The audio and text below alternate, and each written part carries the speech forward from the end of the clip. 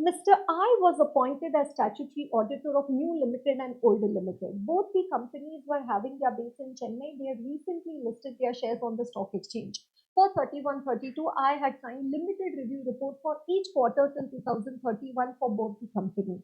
Owing to personal commitments and increased workload, he rendered his resignation to New Limited on 30th Jan and asked the company to appoint another auditor to issue audit report for the remaining quarter and for 31-32 as a whole. But the management of the company did not accept the same. They argued that it's the legal responsibility of I to do the same. After a long discussion, the issue was settled. Okay.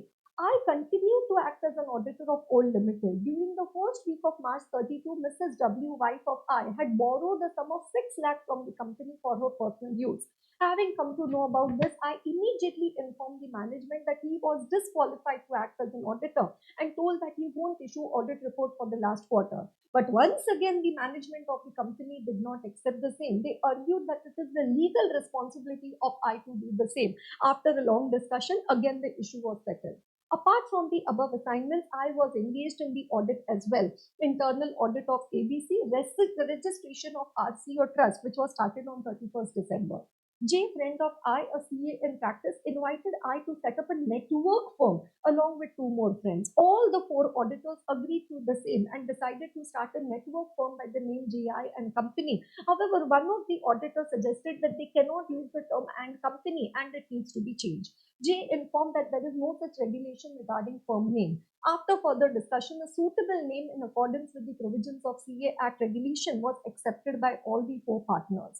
Based on the above answer, is the management of New Limited right in asking Mr. I to issue the audit report for the last quarter and for a whole, despite his resignation? What could be the reason for the same?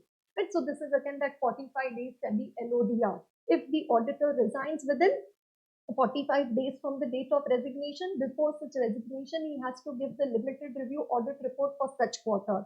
After 45 days, such quarter as well as the next quarter. And if the auditor has issued the audit report or the limited review for the first 3 quarters, then before he resigns, he has to give the audit report for the whole year and the limited review for the last quarter. Here, what does it say? He's already given the report till 31st December. Right, so for 3 quarters. So now before he resigns, he has to give the limited review report for the last quarter and the audit report for the whole year. No, only if the auditor resigns after 45 days. No, we have to apply the condition 3. Right? Yes, if the auditor resigns within 45 days. No, if the auditor resigns after 45 days. No, I is responsible to issue audit report for the last quarter since he has issued the report for the first 3 quarters. He is also obligated to issue audit report for the whole as a whole if he resigns during the last quarter. Right? So this was again one of the case studies which they've shifted to the MCQ. From the aspect of SEBI LODR and the recent circular on the resignation of auditors of listed entity, is the management of Old Limited right in asking Mr. I to issue the audit report for the last quarter? Now again in this case, he's done the limited review for the first 3 quarters. But now what has happened? Disqualification of company law is attracted as the wife has indebted to the company for an amount of 5 lakh, more than 5 lakh.